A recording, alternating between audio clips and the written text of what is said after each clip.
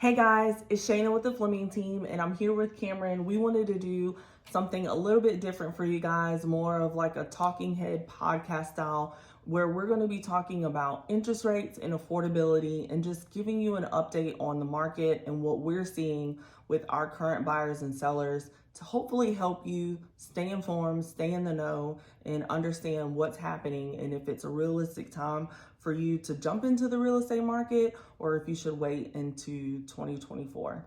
All right, so I think one of the biggest questions that we get from potential buyers and sellers right now in today's market is affordability. How affordability is affecting first-time home buyers or second-time home buyers, and then also how are interest rates affecting buyers? Are people still out in the market searching for homes, buying homes with interest rates at the current rate that they are right now? So what are your thoughts on that, Cameron? Okay, so I think when we start talking about interest rates, right, what we really have to talk about is we have to talk about the bad first, right? Higher interest rates mean higher prices, Right. in terms of your monthly mortgage. So you are going to pay a little bit more on your monthly mortgage right now than you would have paid if you would have purchased a home, or that you paid if you did purchase a home 2 years ago. The mortgage payment is gonna be higher, and that is a thing.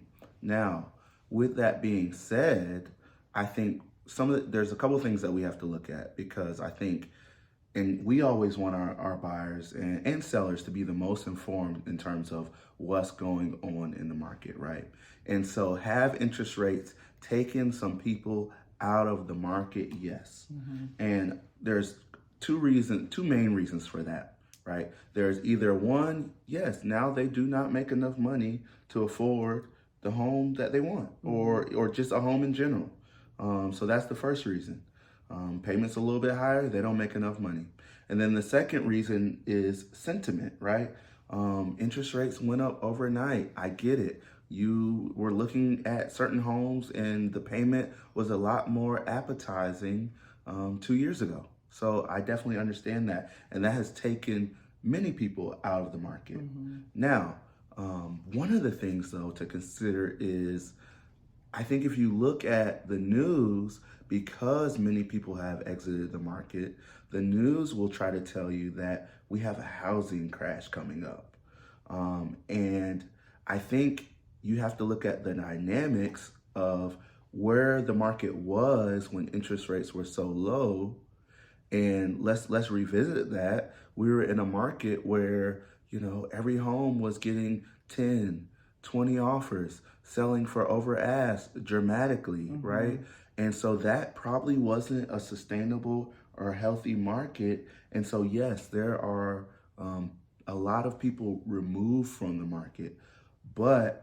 And you tell me this, from what I'm seeing, Shayna, in terms of the supply and demand metrics, in terms of the inventory versus how many people are out there buying, I'm still seeing strong demand for the best homes, right? And to me, that's a normal market. Right. I think what we saw when they were giving away money, right? That's what they were doing. Interest rates so low, they were giving away money. Was you could sell any home for any price and it's gonna fly.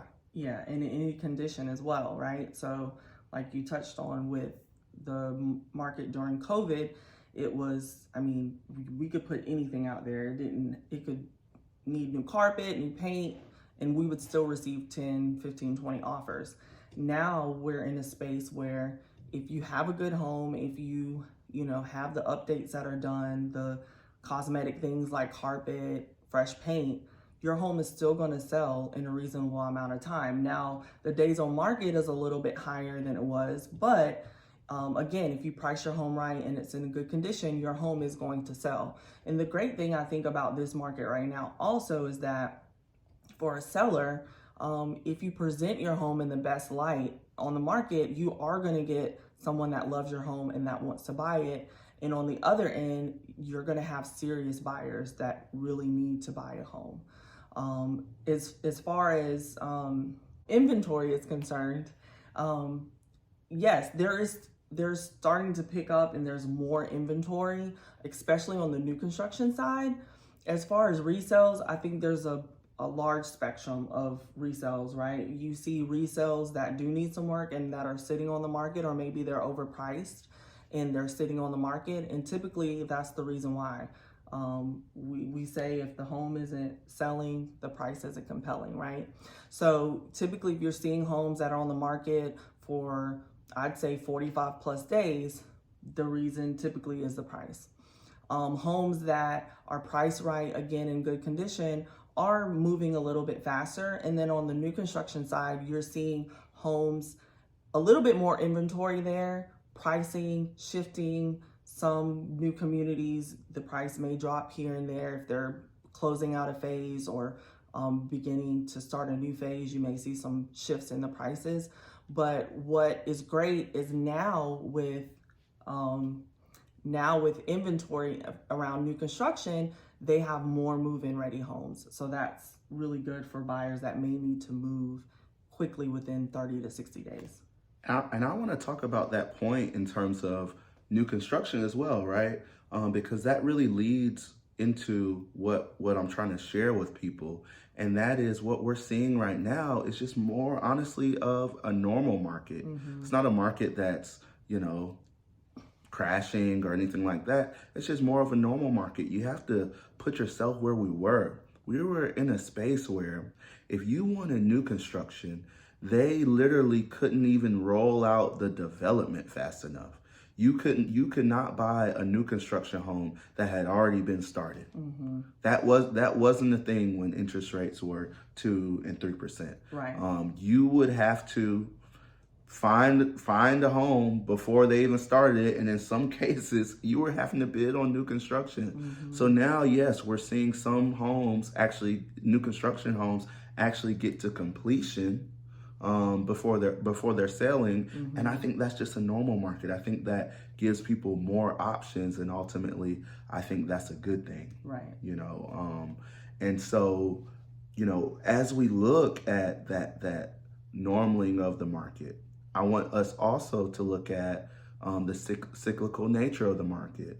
If you're watching this video, hopefully you're watching it sooner rather than later. Mm-hmm. And we're in October, and there is a cyclical nature to the real estate market. And what we're going to see is in the fall and winter, home prices typically are lower than they were in the summer. Mm-hmm. Because the fall and winter typically isn't what people would consider ideal time to move. So what we see is in those times, if you are willing to move in October, November, December, or even if you're thinking new construction and you're willing to put a home under contract that may be ready in April, May, or June, but you're willing to put it under contract during the fall, you're typically going to save money, because this is when the builders and home sellers, just of resale homes, are typically giving out the best deals. Mm-hmm. So definitely keep that in mind and consider that.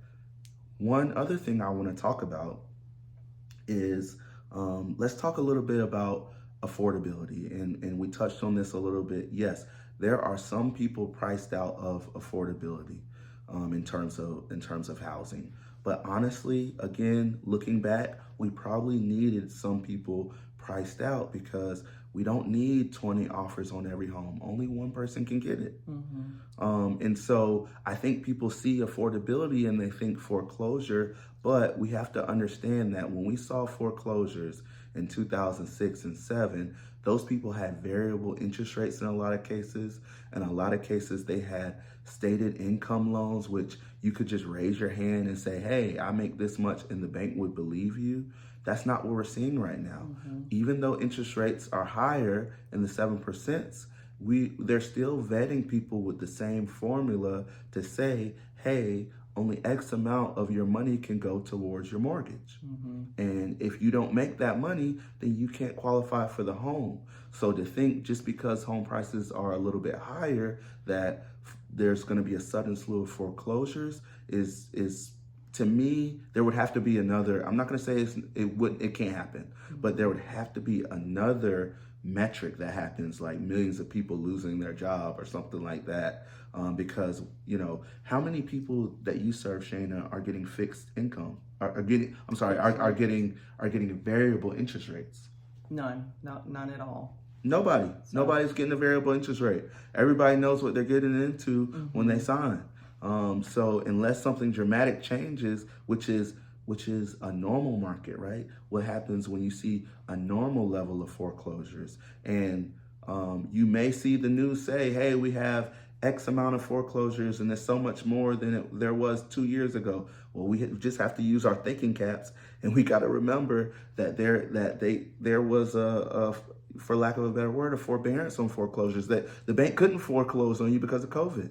And so those numbers can be can lead you astray. But we want to give you this information because it's a part of the news's job to do more to terrify than clarify, right? So we want you to understand this.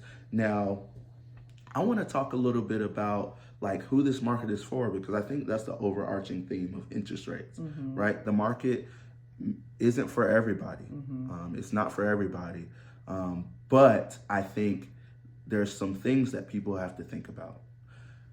Some of the people that I speak with, they're saying, I want to wait until interest rates, sorry guys, that's my phone, and some things might happen like that in this podcast style, but that they are thinking, hey, I'll just wait until interest rates go down. Right. And so here's my thoughts on that. Again, there was a time when interest rates were down. It was very difficult to get a home, and I don't foresee interest rates going down to the level that you may expect them to. I don't predict interest rates going down to the level where it's 2% and they're giving away money. There's not really a reason to do it. Even if we get a handle on inflation, there's not really a reason to go back to 2% rates for the bank. There's not. There's not enough homes to support 20 people putting offers on those homes. So I don't foresee rates going back down that low. Now, I want to talk about a little scenario that I kind of worked up. And I think this is kind of the sweet spot for people who are thinking about either relocating and buying a home, or, they're here and they're thinking about buying a home, right? So let's talk about when people want to buy a home, right? It's typically because they want something new. It doesn't really have to do with, the money involved. It's typically because they want something different for their family. Well, for me, the move up buyer is positioned right now to really win the day, especially if they consider moving during this October, November, December time. And here's why. So I did a little equation. Let's say you have a home to sell, and you have about $100,000 that you're going to make from the sale of your home, right? And let's use $20,000 to get yourself moved to your next home, and let's say that home is about $500,000, right? Your next home's about $500,000. Well, the difference in interest rate between if you had a 4% interest rate and a 7% interest rate, the difference on a $500,000 home is about $900. Now here's the catch though. In many cases, when people were selling their home and all they wanted to do was, get out of there without having to pay money, right? They were okay to do it because of that 4% rate and what the payment will be. Well, now that you can do that, pay $20,000 just in your moving truck and new furniture and all that stuff, and still have $80,000 left over, right? It would take 88 months. It would take 88 months for you to start losing money on that new house. About 7 years and 4 months before you would start really feeling the effects of that payment. Right? And so most people, if you think about it, let's say, hey, I'm gonna stay where I want to be, where I'm living, right? Well, you still have those, that new kitchen that you want, that new location that you want. I mean, has anybody taken a look at what it costs to redo your kitchen and your bathroom these days? It's expensive. So you may stay in the same home, but are you really saving money? And so that, I think that's the empowerment right now, because really it's like it's an opportunity to hedge your bets, right? So let's say you purchase a home right now, you make money off the sale of your home, okay? And then you use some of that money to cushion that blow of the higher interest rate. Well, the beauty about interest rates are, if the rate does go down, you can refinance it. Right. So now the gamble is in 7 years, will the rates go down? Now that's a gamble I like. Not only that, but in most cases, people only live in their home for about 5 years. I would say, since interest rates, we're 2%, I think you're going to see some people hanging on to their homes a little bit longer, and I think that's going to be okay. So let's stretch that out to 7 years. But no matter how you slice it, I think there's still opportunity in today's market for the person that wants to relocate. And that scenario was kind of based off someone that wants to relocate, that has a home here in the Columbia area. That's kind of what we're seeing in terms of what most people have in terms of equity. But you and I, we serve so many people that are relocating here from New York and California, where the margin is even larger. Yeah. So I bring that up to say people from New York and California are seeing it all day, every day. And so that's why I don't see, with the levels of inventory that we have right now and the buyers that we have out there, people are still buying homes. We're still helping many of people buy homes. And again, I think you have to look back and you have to say, okay, after the housing market crash, and let's call it just a significant event, because to me, interest rates rising so quickly was a significant event. And so after the housing market crash, which was a significant event, if you bought a house, people were saying how stupid you were, you should wait. And what happened to those people? Those are the people who got caught in the bidding wars because they waited. They waited until everyone wanted to buy again. Right. So I want you to be the most informed buyer and seller. Take advantage of the opportunity when there are less people outside the market. One of the things that we know about real estate is it's an appreciating asset. Similar to your 401k, it's not always going to be going through the roof. But at the end of the day, my granddad, who I knew in my lifetime, bought a whole house for $8,800. And so what I say is, find the home that you love. In terms of interest rates, find the home that you love, be happy in the home that you love, and don't waste time worrying about interest rates as long as you can afford it. Yeah. And one thing also to, as we wrap this up, to touch on is that when you think about interest rates going down, typically what happens is the home prices go up. So like Cameron said, take advantage of the market right now, and if and when the rates do drop, you've purchased your home for a lesser amount and you can refinance versus trying to wait around for rates to go down and then the home prices go up. So that's a gamble you have to take, and I think I like the chance of finding a home for a lesser amount and then just waiting for rates to go down and being able to refinance. So yeah, I hope this video was helpful for you. If this is your first time tuning in, please be sure to subscribe to our channel. We post videos like this weekly, sometimes daily. And if you hit that notification bell, you'll be notified every time we post a video like this one. If this video was helpful for you, please be sure to give us a thumbs up. All right, guys. Now, guys, also, we want to continue to do videos like this. So if you have any questions about real estate, please drop a comment down below. Yes. We'll try to choose your question and do a video just like this on your question. We want to give you guys all the information that you want. So please ask us questions down below. If you have any questions about what we talked about today, if you disagree, that's fine. Leave a comment down below. And until next time, guys, peace.